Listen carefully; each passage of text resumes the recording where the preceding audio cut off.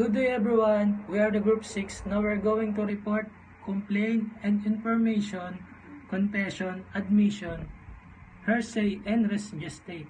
We will do our best to report this topic. Thank you and God bless. So now let's proceed to my topic, complaint.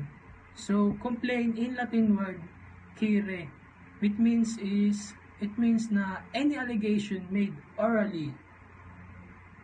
So what is complaint? Complaint is a sworn written statement charging a person with an offense, subscribed by the offended party, any peace officer or other public officer charged with the enforcement of the law violated. So when we say a complaint po, ito po yung yung isang sworn written statement na nagcha-charge sa isang person na gumawa ng hindi maganda sa other person. So ano po ba yung nakapaloob sa Section 3 Rule 110. Sinasabi po dito is the preliminary investigation shall be conducted in the following manner. The complaint shall state the address of the respondent and shall be accompanied by the affidavits of the complaint and his witness as well as other supporting documents to establish probable cause. So sinasabi po dito sa Section 3, Rule 110, that's na when you file a complaint, dapat po syempre naka-indicate po dun yung address po ng respondent and shall be accompanied by the affidavits of the complaint. And syempre po, kung may witness, syempre po nakapaloob po din po yun dun. Then the other supporting documents to establish probable cause. When we say probable cause po, ano po yung reason kung bakit na-commit niya yun or nagawa ng isang person yun sa other person. That's why he filed a complaint. That is probable cause po.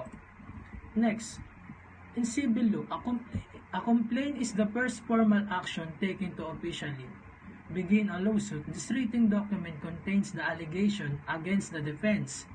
A specific laws violated the facts that led to dispute and any demands made by plaintiff to restore justice. When we say dispute po, pag sinabi po natin dispute, ito po yung alitan or hindi pagkakaunawaan ng both side. That's why he filed a complaint. So, yung restore justice po, para po, for example, is makamit niya yung justisyang kinagusto niya or makuha niya yung justice na dapat makuha niya. Dahil sa nagawan siya ng hindi maganda, that's why he filed a complaint. Next po is yung in some jurisdictions, specific types of criminal cases may also be commenced by the filing of a complaint. So, meron po palang mga specific types of criminal cases na also nag-i-start by filing a complaint. Then, sometimes called a criminal complaint or felony complaint. So, most criminal cases are prosecuted in the name of the governmental authority that promulgates criminal status and enforces the police power of the state with the goal of seeking criminal sanction, such as a state, also sometimes called the people or crown in Commonwealth realms. Next po is, ano po ba yung mga requirements para makapag-file or makapaggawa tayo ng isang complaint? Siyempre po, unang-una sa lahat is should be in writing. Next po, in the name of the people of the Philippines. Next is against all person who appear to be responsible for the offense involved. Siyempre po, pag nagpa-file tayo ng complaint, dapat nakapaloob din po dun yung mga name ng person na responsibility dun sa nagawang crime or nagawang hindi maganda laban sa'yo or yung mga person na involved dun. Once na mag-file tayo ng complaint, dapat po is naka-indicate po yung mga name nila. Next po is who can file a complaint? Sino po ba pwede mag-file ng complaint? Ang sabi po dito is anyone can file a police complaint. So yung po, malinaw po na kahit sino po sa atin na nagawan ng hindi maganda or something na pwede po mag-file ng complaint. Sabi po, the victim of the crime, syempre po yung biktima ng isang krimen, pwede siya mag-file ng complaint laban doon sa suspect. Victim's family members, syempre po yung pamilya niya. Friends or any witness to the crime can file a police complaint. Yun po yung mga pwedeng mag-file ng isang complaint. Next po is yung sabi po, note, if you know someone who is a victim of any crime, you can file a police complaint on his or her behalf as long as you have personal knowledge of the scene. Pupasok po dito yung sabi sa kanina sa who can file a complaint. Sino ba yung mga pwedeng mag-file ng complaint? Sabi po dito, di ba po nakalagay is, friends or any witness to the crime can file a police complaint. Balik po tayo dito sa may, if you know someone who is a victim of any crime. Pag meron po kayong alam na isang person na ginawa ng hindi maganda or na-violate siya or ginawan siya ng, yun nga po, hindi maganda, you can file a complaint as long as meron ka pong personal knowledge about dun sa nangyari or dun sa scene or sa ginawa sa victim po ng suspect, you can file a complaint. Next reporter po is Mr. Palatao. I-discuss po niya yung information. Thank you po. Good day, and this is my report. Information is an accusation writing charging a person with an offense. Ito ay ginagamit para akusahan ng isang tao and subscribed by the prosecutor and filled by the court. An information is an accusation or criminal charge similar to an indictment, except that it's brought by the public prosecutor rather than a grand jury. Ang indictment ay accusation with a serious crime. The information must state the alleged crime in writing and must be delivered to the defendant at the first court appearance.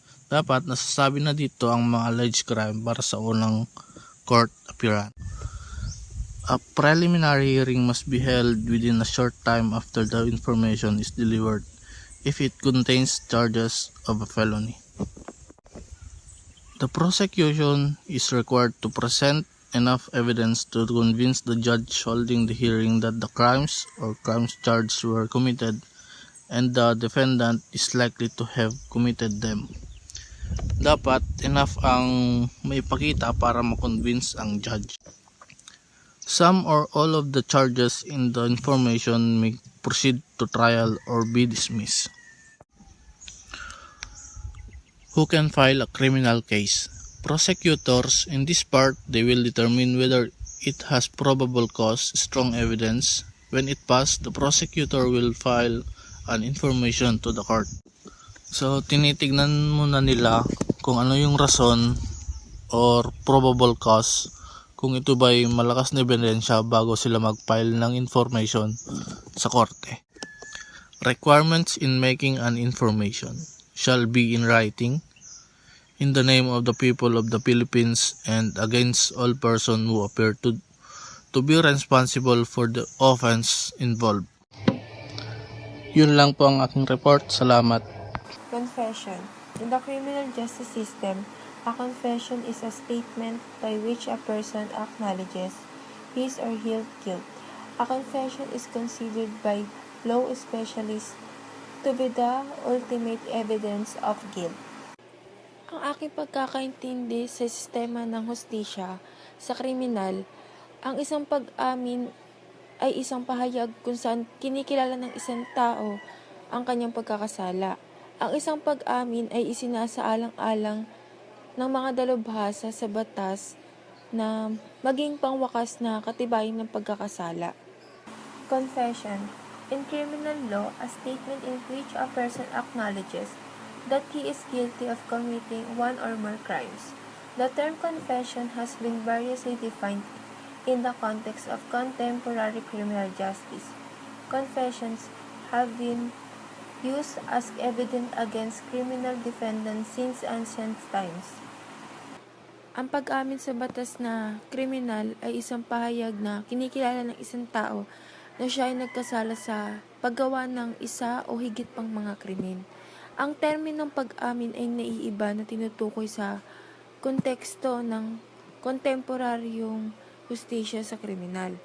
Ginagamit din ito bilang ebidensya laban sa mga nasasakdal na kriminal mula pa noong sinaunang panahon. Steps of confession.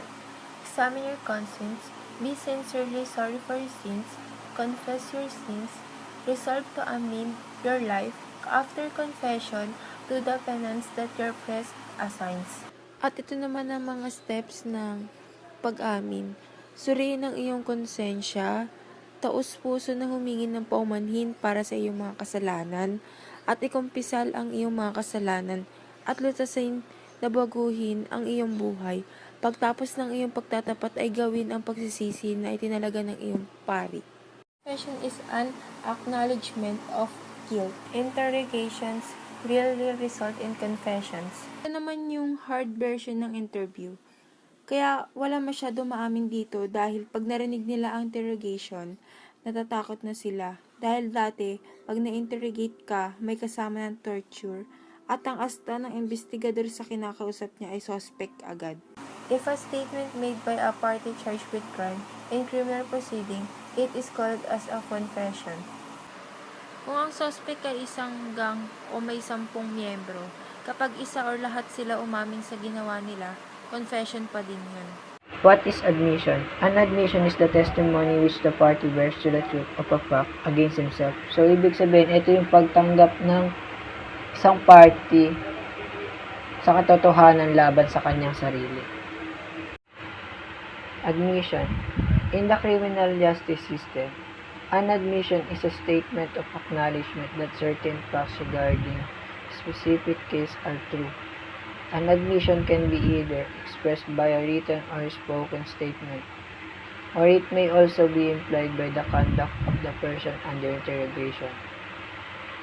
In law practice, an admission is used as a means for discovery, as evidence, or as a pleading device. Ang admission ay patunay kung saan tinatanggap ng partido ang katotohanan na inakusa laban sa kanyang sarili. Ginagamit din ito para mag-plead ang accused sa kanyang nagawang kasalanan. Ang admission ay pwedeng written and verbal. Ginagamit din ang admission sa criminal and civil case. An admission may be proved by or on behalf of the person making it, when it is of such a nature that if the person making it were dead, it would be relevant as between the third person under Section 32. Under Section 32, admissions by accused persons in criminal cases.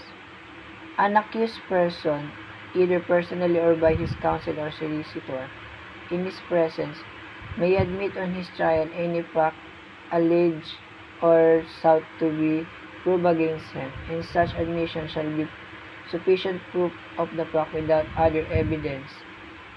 In some circumstances, if the person who made the admission is dead, his or her counsel or lawyer may admit on his trial. Comparison of admission and confession. In admission, a plea of guilty shown as admission is not conclusive. Interrogation often results in admission. If a statement is made by a party in civil proceeding, it will be called as admission. Confession. A confession is an acknowledgement of guilt. Interrogations rarely result in confessions. If a statement made by a party charged with crime in criminal proceedings, it is called as a confession. What is the difference between admission and confession? An admission is a statement that has to be proven. Admissions tend toward proving guilt, but they are not sufficient for that. If during the subsequent trial there is no evidence of the crime except the given admission, a charge is likely to be dismissed by the judge. On the other hand, a confession is a statement of responsibility for committing an act of crime. A confession is sufficient for proving guilt of the suspect. And to understand this topic, it is important for you to know that all confessions are admissions, but all admissions are not confessions. That's all. Thank you. Hello everyone, I'm James Serapica. This is my report, hearsay.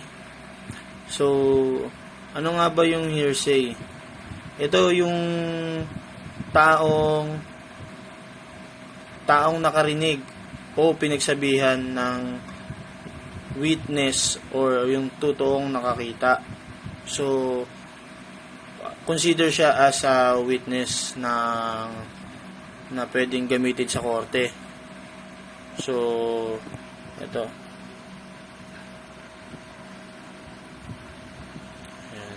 Hearsay evidence is defined as evidence not of what the witness knows himself, but of what he has heard from others. So, yun nga, di ba? Sabi nga dyan, kung ano yung narinig niya, kung ano yung sinabi sa kanya, yun yung sasabihin niya lang sa korte. Dahil yun yung pinaniniwalaan niya, dahil dahil yung mismong nagsabi sa kanya is yung mismong nakasaksi o nakakita doon sa pangyayari. Ayan. The hearsay rule bars the testimony of a witness who merely recites that someone else has told him, whether orally or writing. One of the most important amendments in the rules of evidence is the concept of hearsay evidence. Yan. Importante na siya sa rules of evidence. Hearsay is now defined as statement other than one made by the declarant while testifying at a trial or hearing offered to prove the truth of the facts of asserted therein. Hearsay, verbal or written. It is important to understand that written documents can also hearsay.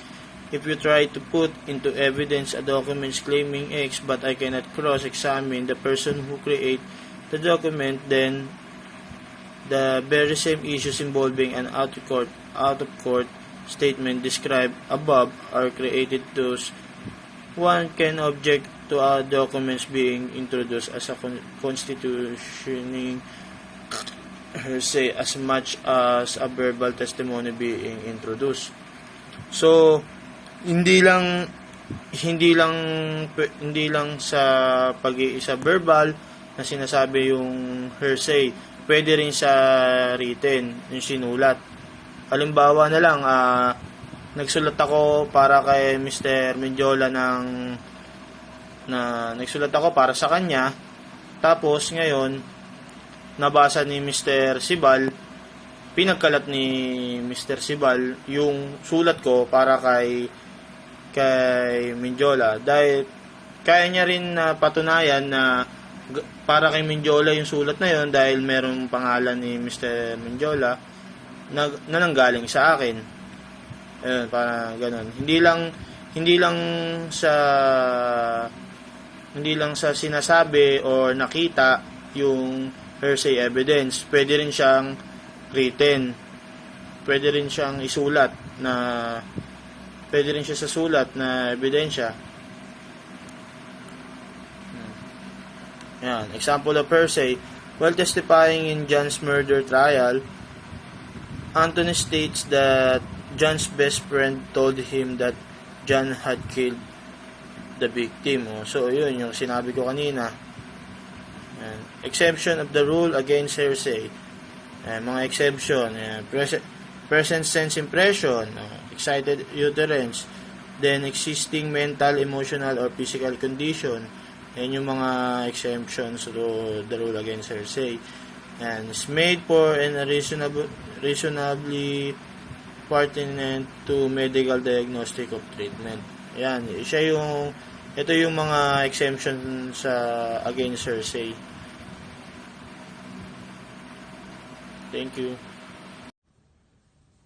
Good afternoon, ma'am. Good afternoon, classmates. I'm Dale Palakpak and I'm here to report my topic about the doctrine of res gestae.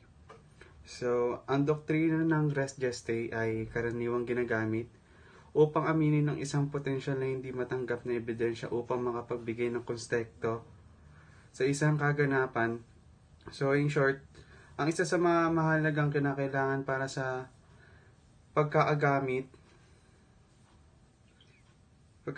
ng doktrina ay ang nasabing kilos o pahayag na hindi dapat. So, in addition lang, ang res gestae ay kinikilala din bilang isang pagbubukod sa pangkahalatang patakaran ng hearsay na katibayan. Ang katwiran sa likod nito ay ang likas na katangian ng tao na kung minsan ang mga salitang binibitawan at mga kilos na ginawa ay makakaugnay sa bawat isa na naging mahirap na. So, res gestae describes a common law doctrine governing testimony. Under the hearsay rule, a court normally refuses to admit as evidence statements that a witness says he or she heard another person say. The doctrine of res gestae provides an exception of this rule. During the 19th century and much of the 20th century, courts applied the exception by following an assortment of common law rules. So yun nga, habang umuunlad ang panuntunang pangkaraniwang batas, Nakakuha ito ng isang bilang ng mga pagsubok para sa pagtukoy ng pagiging kahusayan. Upang tanggapin ng mga pahayag ay dapat na nauugnay, ipaliwanag o makilala ang isang kaganapan o transaksyon, dapat silang likas na pahayag na lumalaki sa kaganapan. So, taliwas dito ang isang salaysay na isang nakaraan na kompleto kapakanan.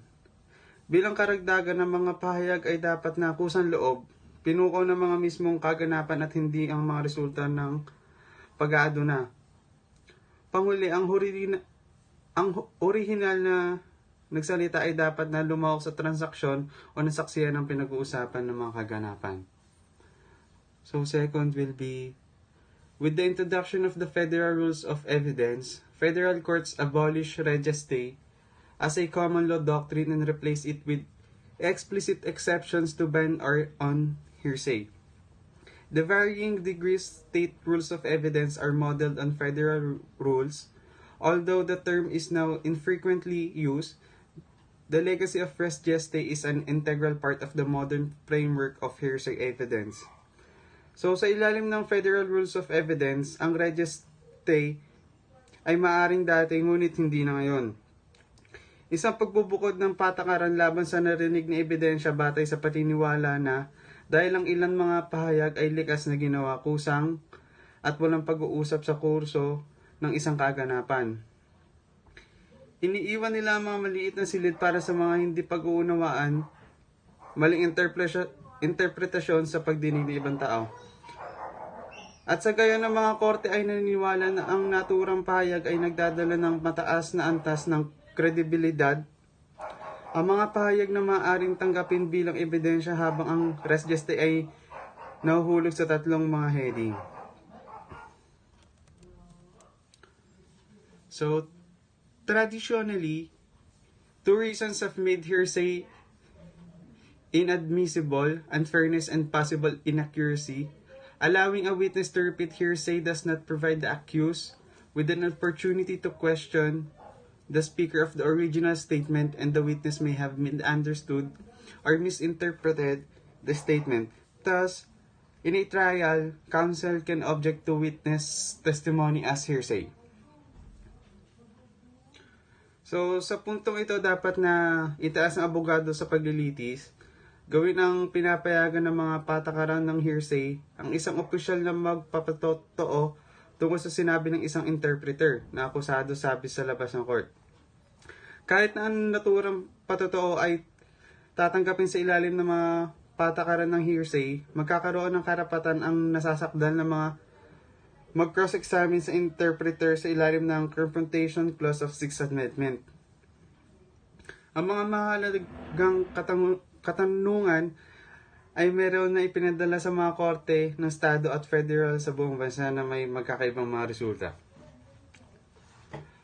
But in the 19th century, the varying of concept of res geste from English law offered an exception to this rule. Res geste is based on the belief that because certain statements are made naturally, spontaneously, and without deliberation during the course of an event, they carry a high degree of credibility and leave little room for misunderstanding or misinterpretation. The doctrine held that such statements are more trustworthy than other second-hand statements and therefore should be admissible as evidence. So, ang proseso ng pagpino ng konsepto ay nagsimula noong 1920s sa kalayan na mapunta ang isang maimpluwensyang abogado at edukador na si Edmund M. Morgan.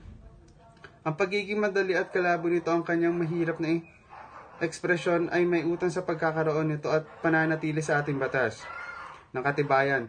Sa isang pagkahilig ng mga hukom at abogado upang maiwasan ang mga nakakapagod na pagsisikap ng mga eksaktong pagsusuri at tumpak na pag-iisip, sa pagtatangka ng paglilinaw bumuo si Morgan ng 7 kategorya para sa pagbubukod noong 1940s. Ang Model Code of Evidence ay gumawa ng karagdagang mga pagpipino at pagsapit ng 1976 Federal Rules of Evidence ay nagsama ang mga elemento ng res geste sa Rule 803 bilang isa sa maraming pagbubukod nito sa patakaran ng hearsay. So lastly, the registe is a Latin word which means things done. This is the rule of law of evidence and is an exemption to hearsay of evidence that hearsay evidence is not. Admissible, it is a spontaneous declaration made by person immediately after an event.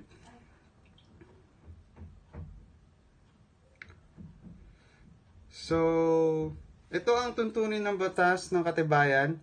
Ito yung pagbubukod sa narinig na patakaran na katibay ng mga hearsay na ebidensya ay hindi tanggap ito sa isang kusang deklarasyon na ginawa ng isang tao kaagad pagtapos ng isang kaganapan. That's all. Thank you.